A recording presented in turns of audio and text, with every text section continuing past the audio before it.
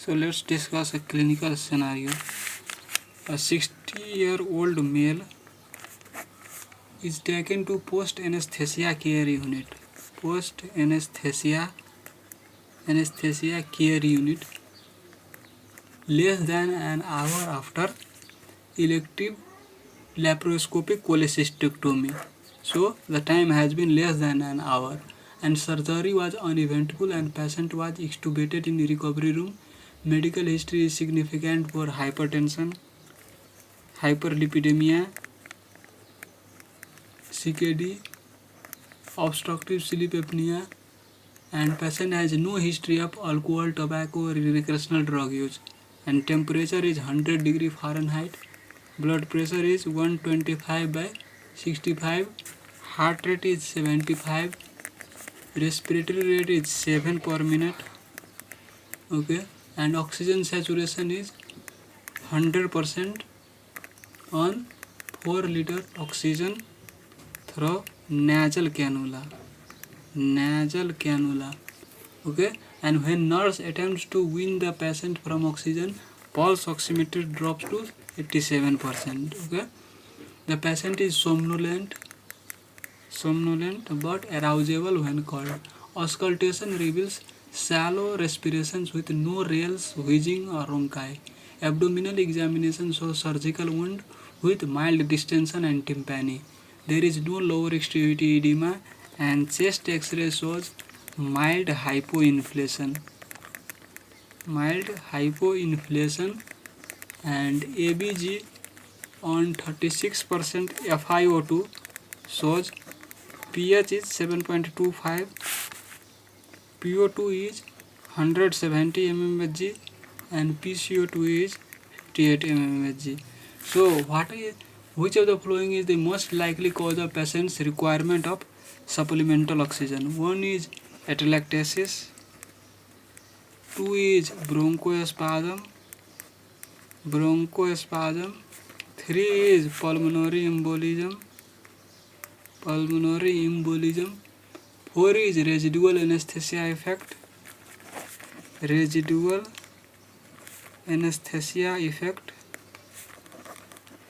and 5 is upper airway edema. Okay, so let's understand this question again so that it will be easy for us to come to the cause of hypoxemia and or the requirement of supplemental oxygen. Okay, so 60-year-old male is taken to the post anesthesia care unit less than an hour after elective laparoscopic cholecystectomy, and surgery was uneventful and patient was extubated in the recovery room, and medical history is significant for hypertension, hyperlipidemia, CKD and obstructive sleep apnea. Patient has no history of alcohol, tobacco or recreational drug use, and temperature is 100 degree Fahrenheit, blood pressure is 125 by 65, heart rate is 75, respiratory rate is 7 per minute. So the notable finding is respiratory rate is 7 per minute, and oxygen saturation is 100% but on 4 liter oxygen through nasal cannula.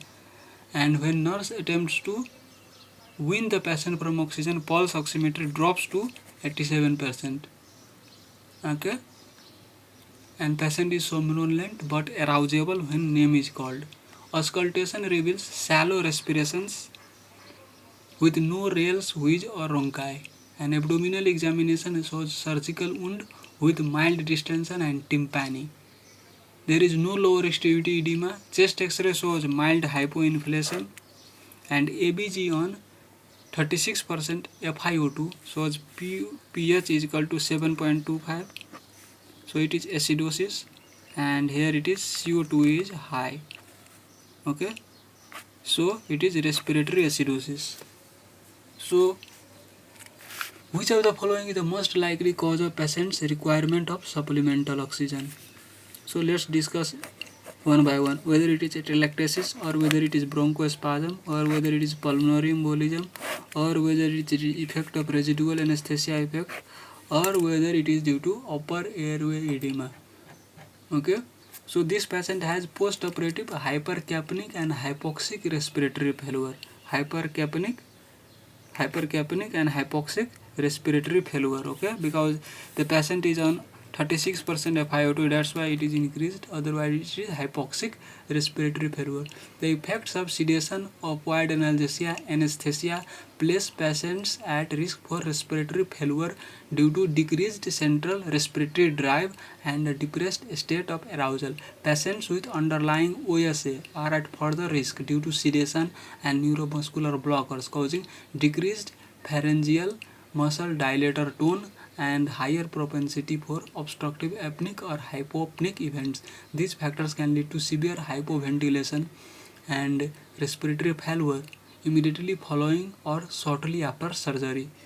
Patients with respiratory failure due to residual anesthesia effect are typically somnolent with decreased respiratory rate and tidal volume, because here also there is hypoinflation, so tidal volume is decreased, and ABG demonstrates respiratory acidosis with normal alveolar arterial gradient. So when you calculate this alveolar arterial gradient, it is normal. Because hypoxemia is due to hypoventilation, AA exchange is intact, and hypoxemia typically corrects with supplemental oxygen.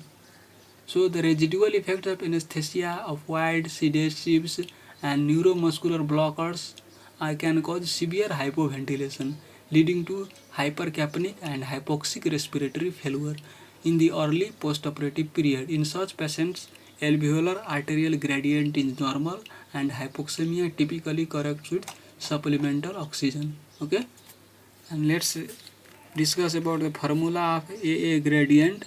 It is FiO2 into 760 minus 47 minus PCO2 divided by 0.8 minus PaO2. Okay, and normal AA gradient is less than 15 mmHg, or patient age in years divided by 4 plus 4. Okay, so this is the normal AA gradient.